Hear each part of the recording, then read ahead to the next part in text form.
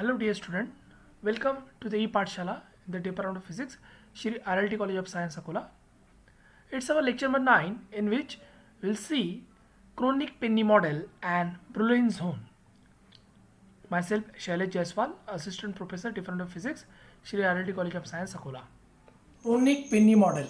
According to this theory, the electron moves in a periodic potential produced by the positive ion core. We know that इसके पहले के lecture में हमने देख चुके हैं कि जो इलेक्ट्रॉन है वो इलेक्ट्रॉन पीरियोडिकली लैटिस में से इस तरीके से मूव होता है, और क्योंकि उसके ऊपर में जो पॉजिटिव चार्ज न्यूक्लियस का पोटेंशियल एक्ट्स होता है, उसी पोटेंशियल की वजह से वो इस तरीके से पीरियोडिकली मूव होता है. ओके, तो क्रोनिग-पेन्नी मॉडल ने क्या एज्यूम किया हम यहाँ पे देखेंगे. For simplicity the periodic potential is a taken in the form of rectangular one dimension array of square well potential as shown in figure. तो क्रोनिग-पेन्नी ने क्या किया कि ये जो मोशन है, इस मोशन को कुछ इस तरीके से सिंप्लिसिटी के लिए कुछ इस तरीके से रिप्रेजेंट किया है. उसने यहाँ पे बोला है कि जो पॉजिटिवली चार्ज न्यूक्लियस का जो पोटेंशियल है वो अट्रैक्टिव होने की वजह से वो उसको उसने स्क्वायर वेल पोटेंशियल कंसिडर किया, और ये जो सभी आइटम है वो पीरियोडिकली अरेंज होते हैं, तो और उसके अंदर से वो इलेक्ट्रॉन मूव होता है. तो इसका रिप्रेजेंट उन्होंने square well rectangular one dimension अरे ऑफ स्क्वायर वेल पोटेंशियल से किया है, जो कि इस डायग्राम में हम रिप्रेजेंट कर रहे हैं. तो उसने यहाँ पे देखो कंसिडर किया कि ये पॉजिटिवली चार्ज आपको आयन कोर है, उस तरीके से पॉजिटिव चार्ज आयन कोर निकाला है, और जहाँ पे पॉजिटिवली आयन कोर है वहाँ पे स्क्वायर वेल बताया है. यहाँ पे देखिए, ये यहाँ पे स्क्वायर वेल है, ये स्क्वायर वेल है, ये स्क्वायर वेल है, और यहाँ पे बैरियर है. ठीक है, जब इलेक्ट्रॉन मूव होगा तो यहाँ से पहले वो स्क्वायर वेल में जाएगा, फिर उसके पास में प्रेजेंट रहने वाला एनर्जी की वजह से वो बैरियर को क्रॉस करके फिर से बाहर निकलेगा, फिर दूसरे आइटम के पास आने के बाद में फिर से वो स्क्वायर वेल में आएगा, फिर से बाहर आ जाएगा, फिर स्क्वायर वेल में आएगा. तो इस तरीके से वो स्क्वायर वेल पोटेंशियल में से मूव होता है. तो इस टाइप के पिक्चर को इस टाइप के स्क्वायर वेल पोटेंशियल के पिक्चर में रिप्रेजेंट किया गया है. ठीक है, तो अब उस इलेक्ट्रॉन का बिहेवियर निकालने के लिए, उस इलेक्ट्रॉन की एनर्जी निकालने के लिए हमको उस कंडीशन में जाना पड़ेगा कि इलेक्ट्रॉन अगर ऊपर रहता है बैरियर पे तो उस पर कितना पोटेंशियल एक्ट्स होता है, इलेक्ट्रॉन अगर कोर के पास रहता है तो वहाँ पे कितना पोटेंशियल उस पर एक्ट्स होता है, और इन्हीं पोटेंशियल का यूज़ करके, स्क्रॉडिंजर इक्वेशन का यूज़ करके हम उस इलेक्ट्रॉन का बिहेवियर जो कि वेव फंक्शन रिप्रेजेंट कर रहा है वो वेव फंक्शन भी निकालेंगे और उसकी एनर्जी भी निकालेंगे, और फाइनली डिफरेंशियल इक्वेशन जो है उसको सॉल्व करने के बाद जो आखिरी इक्वेशन हमको मिलेगा उस इक्वेशन से हम प्रिडिक्शन कर सकते हैं कि एक्चुअली जो बैंड थ्योरी है वो कैसे जनरेट हुई है. तो बैंड थ्योरी को एक्सप्लेन करने वाला ये सबसे बेहतरीन मॉडल है क्रोनिग-पेन्नी मॉडल. ठीक है, तो उसने देखो क्या कंसिडर किया है. उसने यहाँ पे जो पिक्चर है उस पिक्चर में दो रीजन उसने कंसिडर किया है. पहला रीजन है फर्स्ट रीजन 1, दूसरा रीजन है रीजन 2. तो पहला रीजन जो है, जो यहाँ पे उन्होंने 0 पॉइंट कंसिडर किया, 0 to A first region consider किया उसने, जहाँ पे स्क्वायर वेल है, और सेकंड रीजन जो है जो 0 to -B.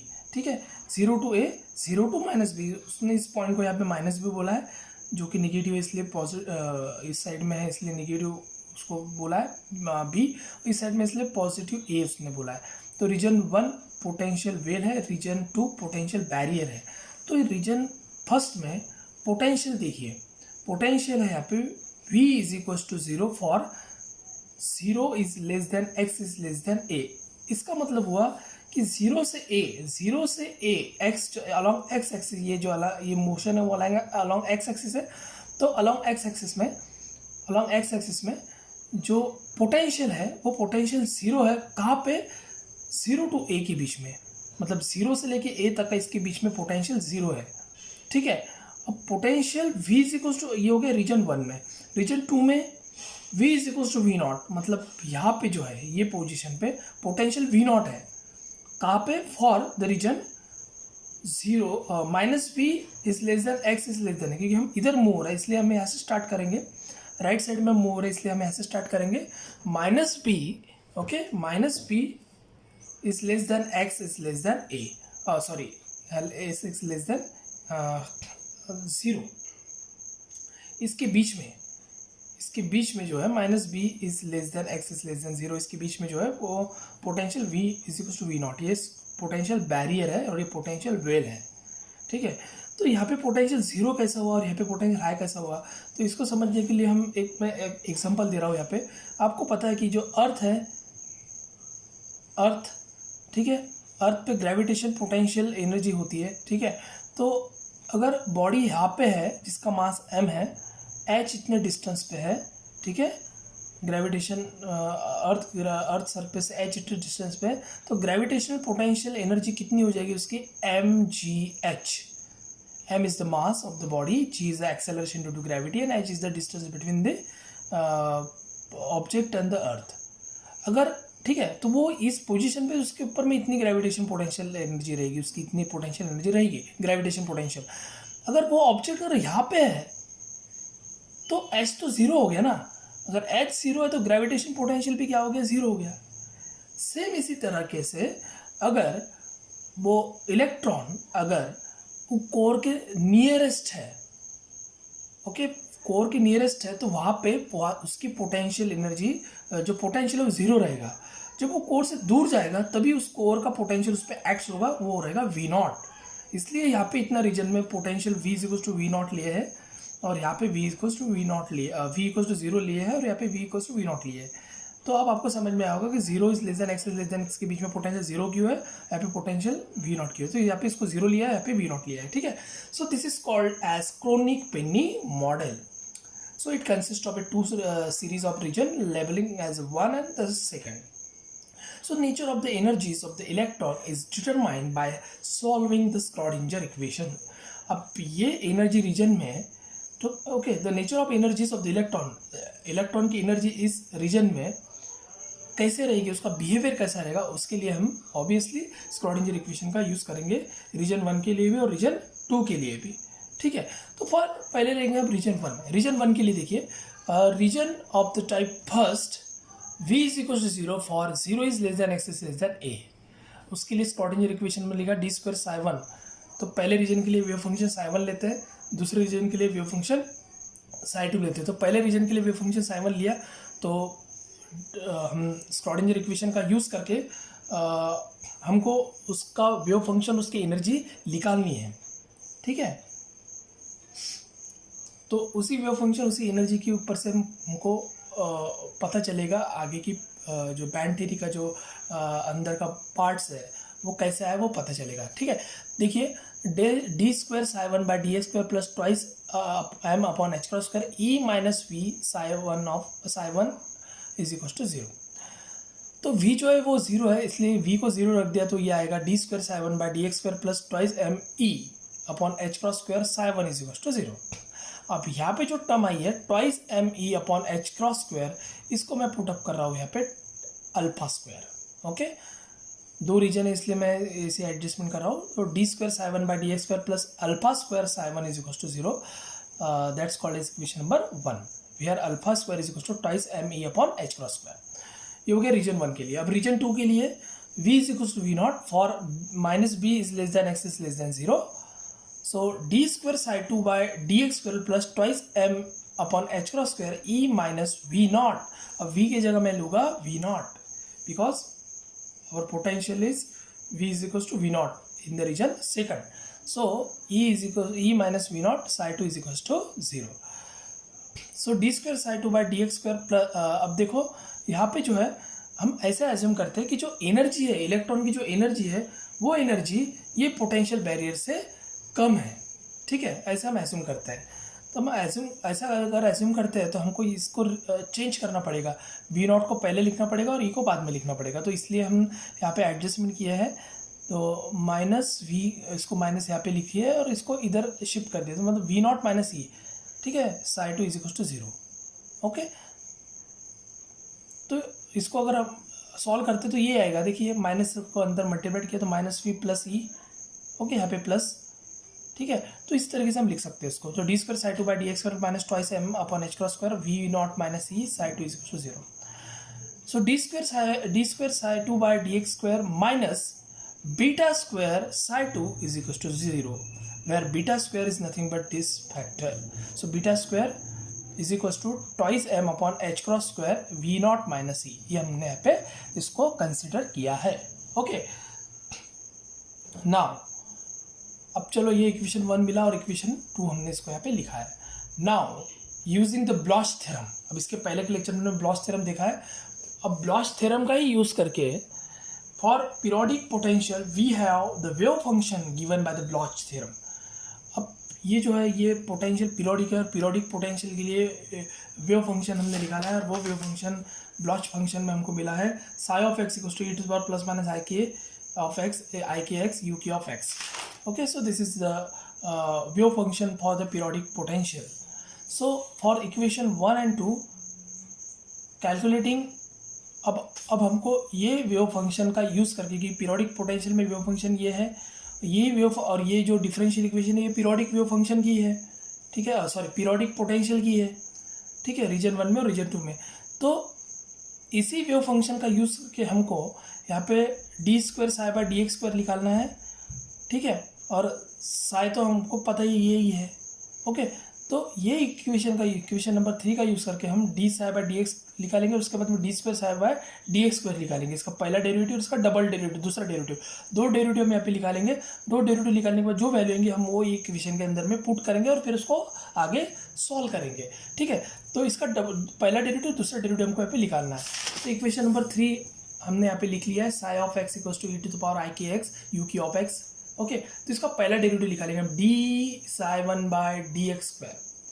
पहले फर्स्ट रीजन के लिए हम देख रहे हैं, पहले रीजन के लिए वेव फंक्शन साई 1 है इसलिए हम यहाँ पे इसको ले रहे हैं d psi 1 by d x square is equal to इसका फर्स्ट डेरिवेटिव.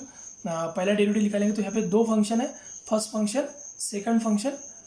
ओके, तो first function partial derivative, first function as it is derivative of second d by d x u k 1 of x plus second function as it is derivative of first e to the power i k x into i k. ठीक है, तो e to the power i k x, e to the power x का derivative e to the power x ही रहता है, जो constant number रहती है वो बाहर निकल के आती है. ठीक है, तो ये हो गया इसका पहला डेरिवेटिव. अब इसी का दूसरा डेरिवेटिव निकालेंगे हम d square by d square psi 1 by d x square is equal to, फिर से यहाँ पे देखिए फिर से ये फर्स्ट फंक्शन और ये सेकंड फंक्शन. तो first function as derivative of second मतलब इसका डबल डेरिवेटिव हो जाएगा D square Sai k u k of x by d x square plus second function as it is derivative of first e to the power i k x into i के.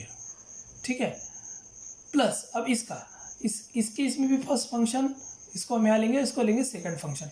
सो first function as it is i k साथ में i k e to the power i k x derivative of second u d u k 1 by d x d u k 1 x by d x plus second function as it is derivative of first, और i के तो साथ में रहेगा इसके क्योंकि ये common factor है इसके लिए. ठीक है, तो आई के into u k 1 of x first function, second function है derivative of first e to the power i k x into i k, क्योंकि ये e to the power i k x का derivative to the power i k x ही रहेगा और ये constant हम यहाँ पे बाहर रख लेंगे. तो इस तरीके से इसका दोनों भी टर्म का डेरिवेटिव यहाँ पे निकाला है. अब इसको हम सॉल्व कर लेंगे. देखिए e to the power i k x d square u k 1 of x upon d x square plus अब d u k 1 of x d x e to the power i k x i k plus i k e to the power i k x d u k 1 of x d x, both are the same, so that we can written as twice i k e to the power i k x d u k 1 of x dx. ठीक है, ये दोनों भी terms same है इसलिए इसको 2 लिखा. और यहाँ पे देखिए आई के into i k i square k square, we know that i square is equal to -1 इसलिए इसको लिखेंगे minus k into k square e to the power i k x into u k 1 of x. ठीक है, फिर से हम इसको आगे सॉल्व कर लेंगे. D square psi 1 by d x square is equal to, अब यहाँ पे देखिए e to the power i k x e to the power i k x e to the power x, ये तीनों भी इसमें कॉमन है इसलिए मैं इसको यहाँ पे कॉमन निकाल ले रहा हूँ. E to the power i k x d square u k 1 of x d x square plus twice i k d u k 1 x by d x minus k square u k 1 of x. This is considered the equation number 4. So the equation number 4 and equation number 3 put in the equation number 1. अब क्योंकि हमको चाहिए था d square psi 1 by d x square और psi 1, तो हम इसको psi1 consider कर लेते हैं और इसको D square psi1 by D square. तो इक्वेशन नंबर 4 और 3 हम इक्वेशन नंबर 1 में पुट करेंगे। पुट करने के बाद देखिए ये एज इट इज़ यहाँ पे रहेगा प्लस अल्फा स्क्वायर psi1 की जगह इक्वेशन 3, ठीक है। तो ये इक्वेशन इस तरीके से यहाँ पे बन जाएगा is equals to 0। Okay, so we put equation 3 and 4 in equation number 1 we get this type of equation. Okay, this type of equation हमको यहाँ पे मिल जाएगा। So here e to the power i k x और e to the power i k x ये दोनों भी इसमें कॉमन है, तो इसको बाहर निकाल के मैं इधर अगर डाल देता हूँ 0 की तरफ तो ये 0 हो जाएगा। तो इक्वेशन बनेगा मतलब e to the power i k x e to the power i k बाहर निकल के इस राइट हैंड साइड की तरफ मैं डाल दूंगा तो 0 हो जाएगा। तो मतलब हमारे पास ये ब्रैकेट बचेगा प्लस, अब देखिए यहाँ पे d square u k of x d x square plus twice i k d u k one of x upon d x. अब यहाँ पे देखिए plus alpha square u k one of x और minus k square u k one of x. तो यहाँ पे plus के term पहले लिखूंगा मैं, plus alpha square minus k square u k one of x is equal to 0। That's called equation number 5। Okay, तो ये तो हो गया इक्वेशन 1 के लिए।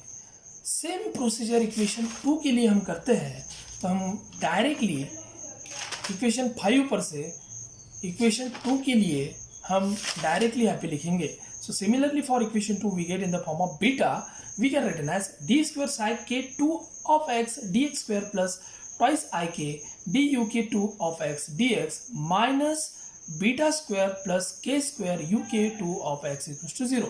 Without any solving we can write directly.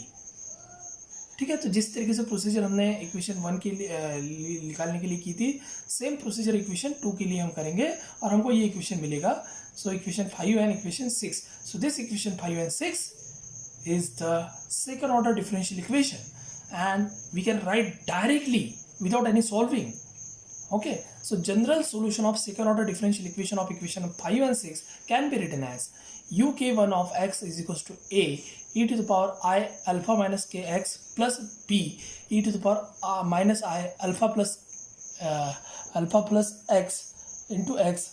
Okay, alpha plus k into x uk2 of x is equals to 6 के बारे में uk2 of x equals to c e to the power i beta minus k x plus d e to the power minus i beta plus k x. ठीक है, तो equation 7 इसको बोलेंगे equation 8। This is for region first, this is for region second. तो हमको पता है कि जो डिफरेंशियल इक्वेशन है उसका solution complementary function plus particular integration is called general solution, ऐसा होता है। और इसी तरीके के हमको उसके सॉल्यूशन मिलते हैं सेकंड ऑर्डर डिफरेंशियल के इक्वेशन के अंदर में आपने देखा होगा मैथमेटिक्स में। तो ये हमको हमारा uk1 of x uk2 of x जो कि मॉड्यूलेटिंग फंक्शन था वो हमारा यहाँ पे पीरियोडिक पोटेंशियल के लिए रीजन 1 और रीजन 2 के लिए लिखल गया है। यहाँ पे a b c d ये कांस्टेंट है, इसकी वैल्यू हमको नहीं पता है। ठीक है, तो where A B C D are constant whose value can be calculating using the boundary condition. तो बाउंड्री कंडीशन का यूज करके हमको ए बी सी डी की वैल्यू निकालनी है। बाउंड्री कंडीशन क्या है आपको पता है, ये इसको बोलते हैं boundary condition A B minus B 0, ये जो बाउंड्री है इसको बाउंड्री कंडीशन बोलेंगे। So uk1 of x equals to uk1 of x equals to 0 is equals to uk2 of x equals to 0, और दूसरा uk1 of x equals to a is equals to uk2 of x equals to minus b। ठीक है, तो plus a to minus b ये हमारी boundary condition हो गई। इसी बाउंड्री कंडीशन का यूज़ करके हमको ए बी सी डी की वैल्यू निकालनी है, और वो ए बी सी डी की वैल्यू उसके अंदर पुट करके उसको आगे सॉल्व करके जो इक्वेशन मिलेगा उस इक्वेशन को मैंने डायरेक्टली लिखा है।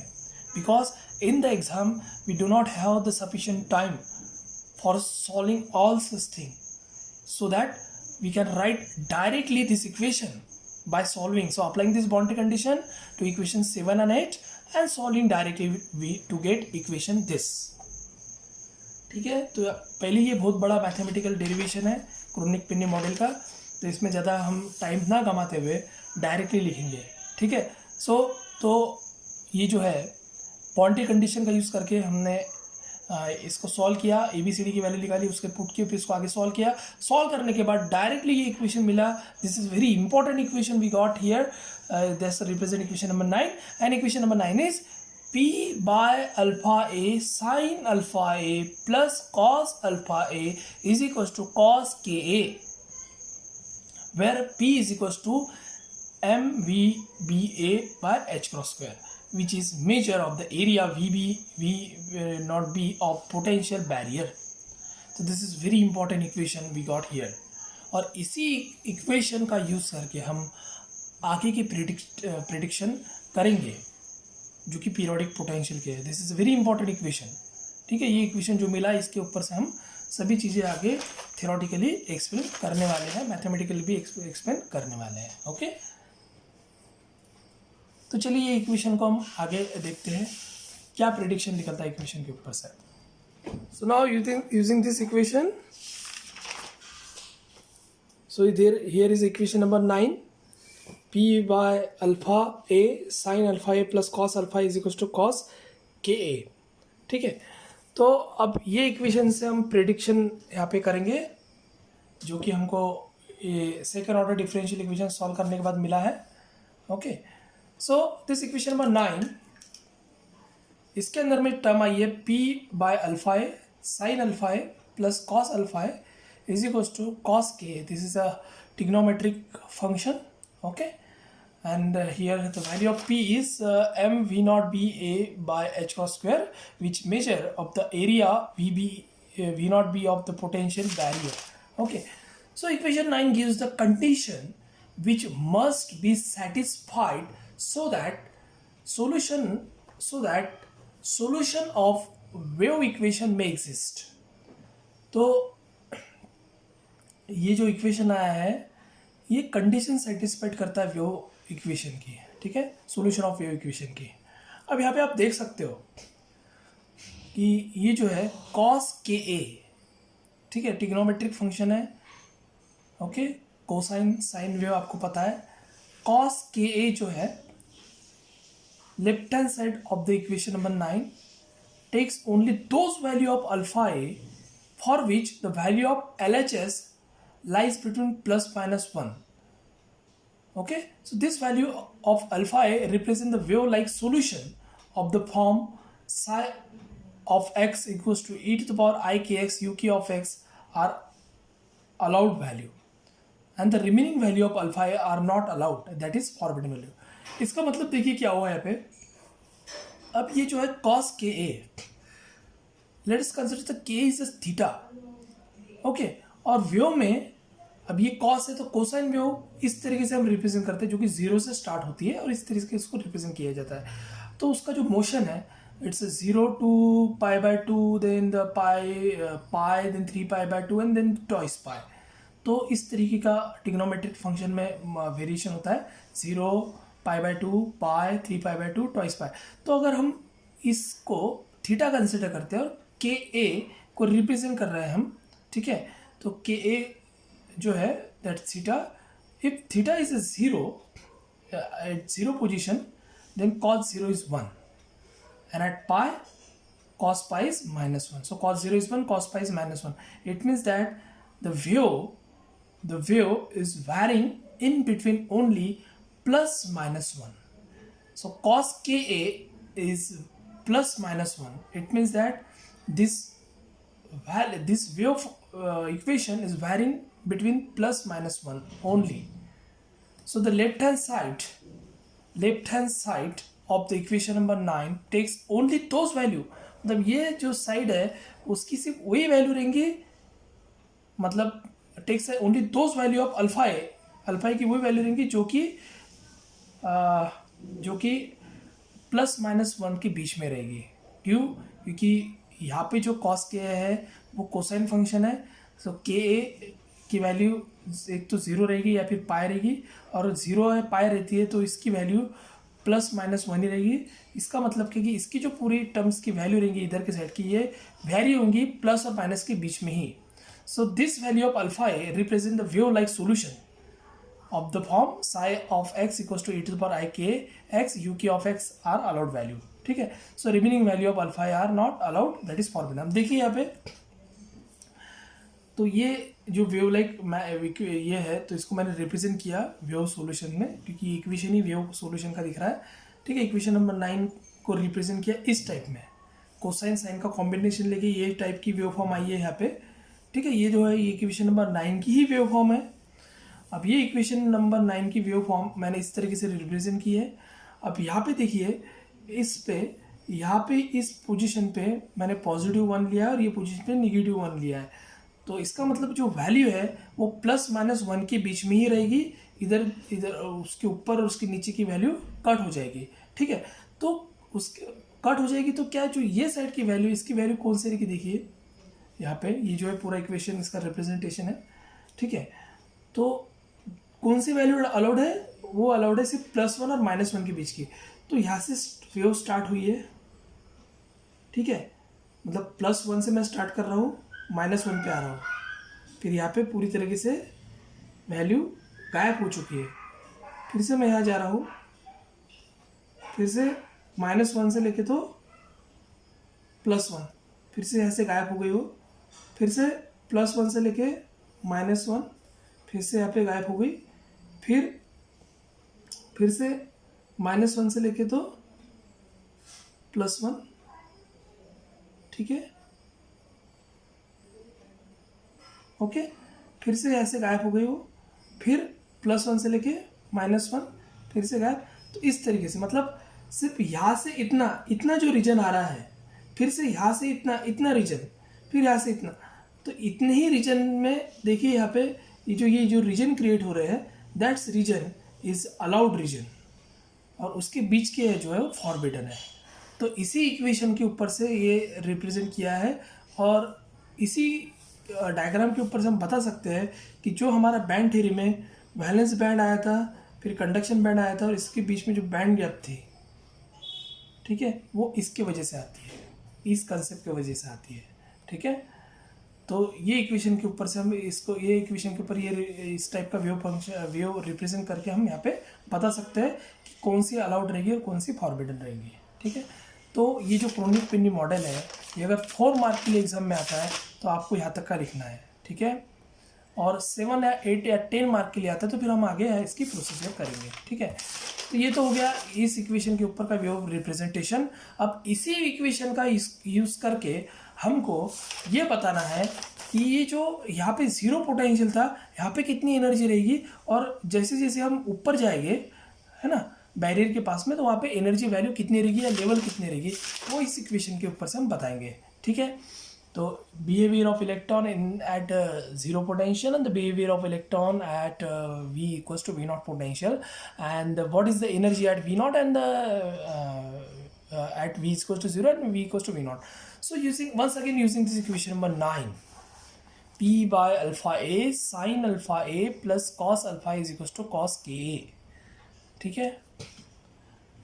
तो वो हम अभी यहाँ पे निकालेंगे। यहाँ पे देखिए फर्स्ट केस में हमारा पास में पोटेंशियल, देखिए यहाँ पे जो वेल है वहाँ पे potential V equals to V0 रहता है, जो बैरियर है वहाँ पे potential V equals to V0 रहता है वेल में, और बैरियर में V इक्वल्स टू V0 रहता है। सो केस 1, जब इलेक्ट्रॉन जो है वो वेल में रहेगा, यहाँ पे रहेगा nearest to the positively ion core, उस केस के अंदर में पोटेंशियल जो है वो V इक्वल्स टू 0 है। वो 0 क्यों है, मैंने इसके पहले एक्सप्लेन किया है, for 0 is less than x is less than a। So here potential जो है वो टेंस टू 0 है, तो P भी टेंस टू 0 जाएगा, okay. So potential V is tends to 0, पूरी तरीके से 0 नहीं है, टेंस टू 0 रहेगा कि because it is nearest to the ion core, so that potential tends to 0, okay. So P is tends to 0. If P tends to 0, the potential barrier become very weak. So using this equation, P tends to 0. P tends to 0. It means that this term become a 0. Okay, this term become a 0. The remaining term is cos alpha A is equals to cos K. So cos alpha is equals to cos K. So in that equation you get it written as alpha cos get cancel. Alpha A is equals to K. Okay, so A get cancel, alpha equals to K, okay, and taking squaring on both sides, alpha square equals to K square. Why? Because we have alpha square equals to twice me upon h cross square. We have this alpha square equals to twice me upon h cross, because we want the energy, we want the energy, we find out the energy at that point, okay. What is the energy of electron at potential Well, so alpha square equals to k square. We know the alpha square equals to twice me upon h cross square. So twice me upon h cross square equals to k square. E is equals to, E को यहाँ रख के मैं सबको इधर लेके जा रहा हूँ, और इसको एच क्रॉस में मैं ऐसे लिख सकता हूँ, E equals to K square H cross square by twice M, और E equals to K square H cross की जगह मैं लिखूंगा यहाँ पे भी know the H cross is nothing but H upon twice है, और स्क्वायर करने के बाद उसका होगा H square by 4 pi square. ठीक है, तो मैं K square H square 4 pi square into twice M, this equation, ये एनर्जी की इक्वेशन को मैं 11 नंबर दे रहा हूँ. ठीक है, now E equals to H square, okay, H square 4 pi square. अब यहाँ पे देखिए एच स्क्वायर, अब के क्या है, के रहता है ट्वाइस पाई बाय लैम्बडा. ठीक है, तो इसका स्क्वायर हो करेंगे तो क्या मिलेगा हमको, 4 pi square by lambda square. तो मैं के स्क्वायर की जगह मैं लिख सकता हूँ 4 pi square by lambda square. ठीक है, तो यहाँ का H square 4 pi square, okay, फिर नीचे 4 pi square into lambda square then twice M. तो यहाँ पे 4 पाई स्क्वायर गेट कैंसल, फिर रहेगा यहाँ पे H square by twice M lambda square. And we also know that h square by lambda square is nothing but a p square. Okay, h square by lambda square is nothing but the p square. So we can written directly.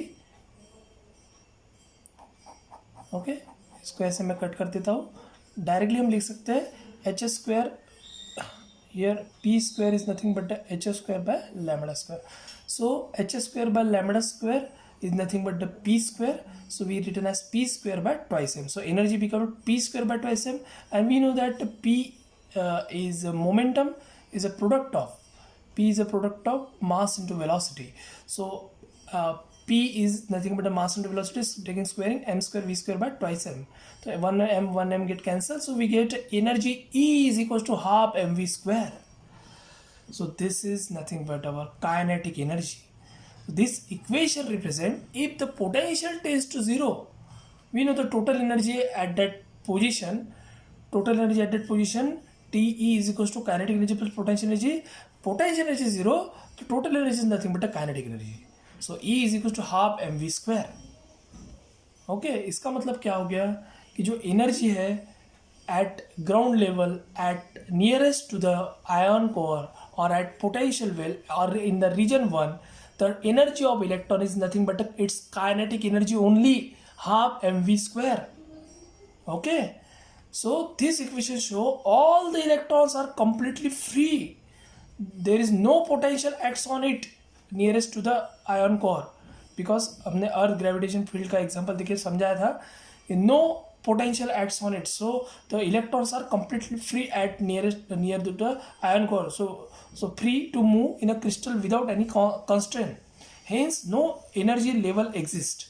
तो यहाँ पे कोई energy level exist नहीं है, single energy रहेगी सिर्फ. ठीक है, तो this case there is no energy level is exist, so this case support classical free electron theory. तो ये जो पहली केस है P टेंड्स टू 0, ये क्लासिकल फ्री इलेक्ट्रॉन थ्योरी को सपोर्ट करती है. ठीक है, तो इलेक्ट्रॉन जो है वो फ्रीली एक आयन से दूसरे आयन में मूव होगा. तो ये हो गया पहली केस. कब, जब इलेक्ट्रॉन वेल में है, nearest to the ion core है. अब जब इलेक्ट्रॉन जो है वो इलेक्ट्रॉन धीरे धीरे ऊपर बढ़ रहा है, ठीक है, धीरे धीरे पोटेंशियल बैरियर को क्रॉस कर रहा है, धीरे धीरे ऊपर बढ़ रहा है, उस केस के अंदर में क्या रहेगा. और धीरे धीरे ऊपर बढ़ रहा है मतलब कहाँ तक का जा रहा है ये हमको पता नहीं है. So that's why consider as potential V is equals to V naught at V naught. So potential V naught tends to infinity here. Okay, so in the second case here we consider V equals to V naught. Okay, so V equals to V naught for B is less than X is less than 0. So P tends to infinity. हमको पता नहीं है वो कहाँ तक का जा रहा है. ठीक है, ये बैरियर है, ये वेल है.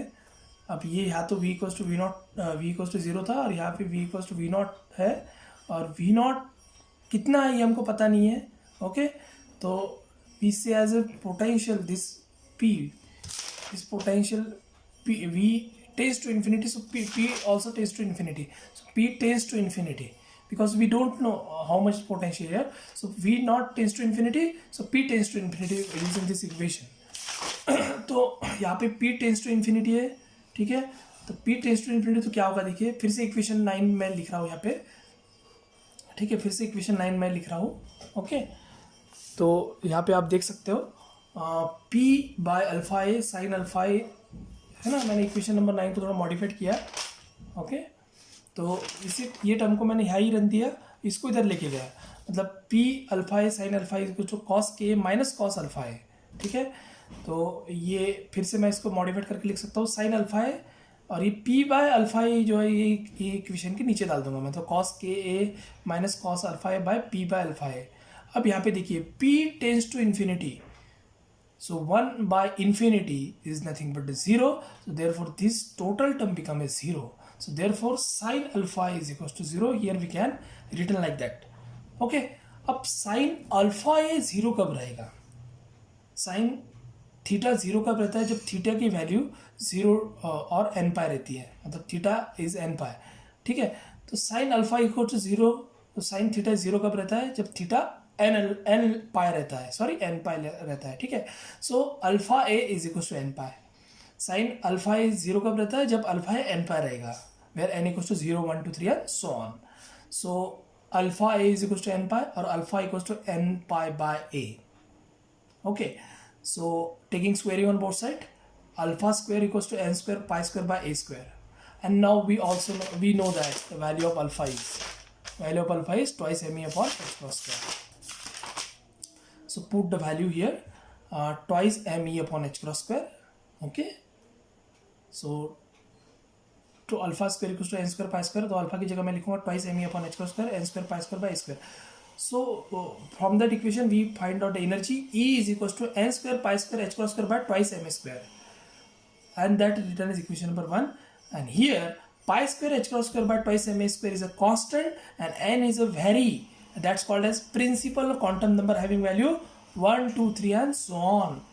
अब ये जो एक्सप्रेशन है ये आपको जाना पहचान सा लग रहा होगा, ये इक्वेशन, ये एक्सप्रेशन जो है वो है electron in 1D potential box. Okay, electron in 1D potential box. ठीक है, तो देखिए यहाँ पे ये टर्म कांस्टेंट है, सो एनर्जी जो है वो वैरी हो रही है विथ रिस्पेक्ट टू n, मतलब जैसे जैसे n की वैल्यू बढ़ेंगी, जैसे जैसे इलेक्ट्रॉन जो है वो ऊपर की तरफ शिफ्ट होगा, ऊपर की तरफ शिफ्ट होगा, ठीक है, ऊपर की तरफ शिफ्ट होगा, तो उसकी एनर्जी वैल्यू ये कोई भी नहीं रहेंगी, उसकी एनर्जी वैल्यू ये डिस्क्रीट रहेगी, रैंडम नहीं रहेगी, डिस्क्रीट रहेगी, एक पर्टिकुलर वो डिपेंड रहेगी n के ऊपर, where n equals to 1, n equals to 2, n equals to 3 and so on, है ना। तो this expression show the energy spectrum of the electron contains discrete energy level separated by forbidden region. ठीक है, तो ये जो है ये पॉजिटिव आयन कोर है, ग्राउंड स्टेट है, तो ये जो एनर्जी लेवल है ये डिस्क्रीट है, separated by the some forbidden level. Okay, तो ये क्या रिप्रेजेंट कर रहा है, ये रिप्रेजेंट कर रहा है कि at zero potential there is no energy level. Okay, at zero potential V is equal to 0, there is no energy level, but when we move toward the potential barrier at V equals to V naught, so the energy level is discrete. Okay, energy level is discrete. ठीक है, तो ये equation जो 9 था इसके ऊपर से ये वेव फॉर्म का रिप्रेजेंटेशन और ये मैथमेटिकल रिप्रेजेंटेशन। जब हम यहाँ पे V equals to V naught पे क्या था, V इक्वल्स टू V0 पे क्या था, सिर्फ इलेक्ट्रॉन की जो एनर्जी थी वो सिर्फ काइनेटिक एनर्जी थी, लेकिन जैसे जैसे पोटेंशियल बढ़ता गया ऊपर, इलेक्ट्रॉन की जो एनर्जी है वो इस फॉर्म में आई है। ठीक है, n square pi square h square by twice m square, इसका मतलब जो एनर्जी लेवल क्रिएट हुई है यहाँ पे।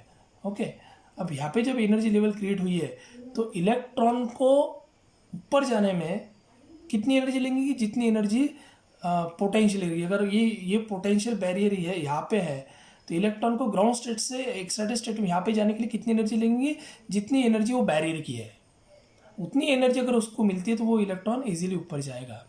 ठीक है, ओके, तो इसका मतलब क्या हुआ कि इलेक्ट्रॉन मटेरियल के अंदर में कहाँ पे है, इलेक्ट्रॉन मटेरियल के अंदर में कहाँ पे है वो डिसाइड करेगा उस मटेरियल का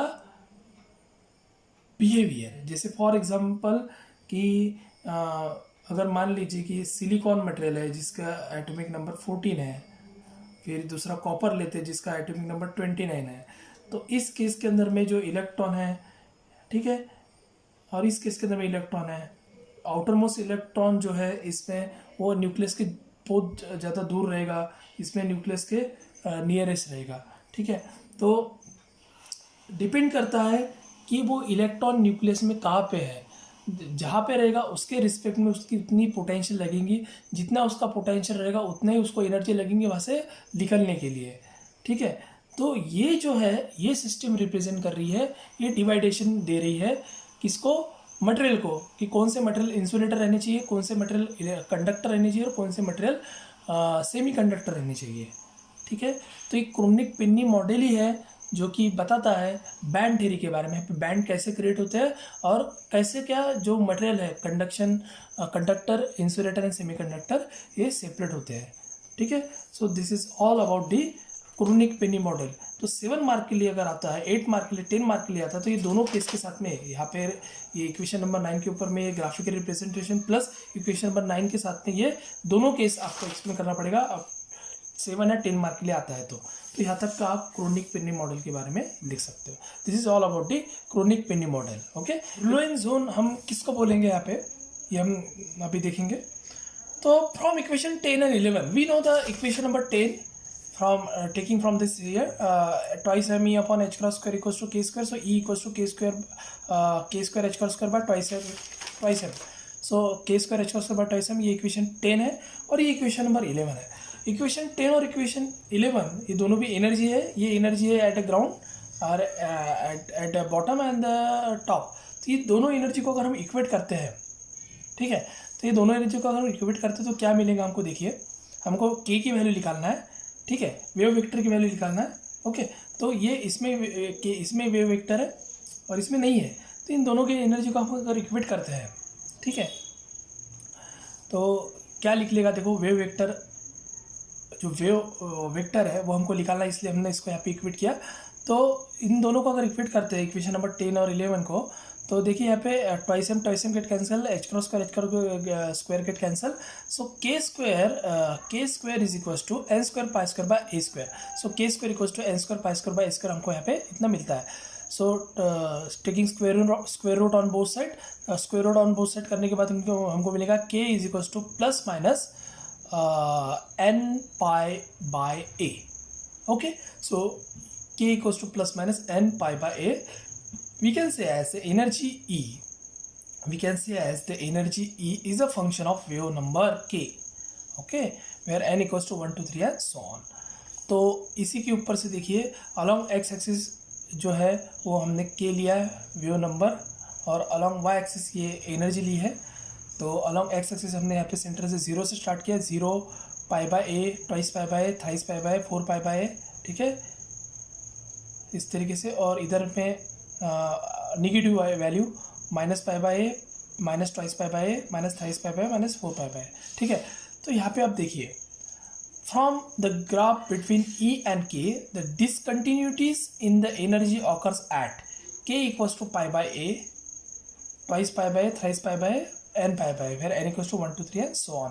तो यहाँ पे देखिए 0 से लेके यहाँ तक 0 टू पाई बाय, और फिर से इधर 0 टू लेके माइनस पाई बाय, ठीक है, प्लस माइनस पाई बाय ए, इतना जो रीजन, इतना जो पोर्शन है इसको बोलेंगे हम फर्स्ट ब्रुलॉइन जोन, ठीक है, इसको बोलेंगे फर्स्ट ब्रुलॉइन जोन। उसके बाद बीच में गैप है, उसके बाद डायरेक्ट 1 के बाद डायरेक्ट ट्वाइस पाई बाय आ रहा है, तो twice pi by a to minus twice pi by, बीच में थोड़ी गैप छोड़ने के बाद ये जो इतना पोर्शन है इसको बोलेंगे हम सेकंड ब्रुलॉइन जोन, ठीक है, इसको क्या बोलेंगे, सेकंड ब्रुलॉइन जोन। तो ये जो ब्रुलॉइन जोन है, ठीक है, ये जो ब्रुलॉइन जोन है ये जोन को बोलेंगे हम अलाउड एनर्जी बैंड गैप, और जो बीच में की जो छुट्टी है उसको बोलेंगे फॉरवर्ड एनर्जी बैंड गैप। तो first portion first Brillouin zone, second portion second Brillouin zone, ठीक है। तो जितना पार्ट ब्रुलॉइन जोन में है उसको अलाउड एनर्जी बैंड बोलेंगे, और जो छूट गया है उसको फॉरवर्ड एनर्जी बैंड बोलेंगे, ठीक है।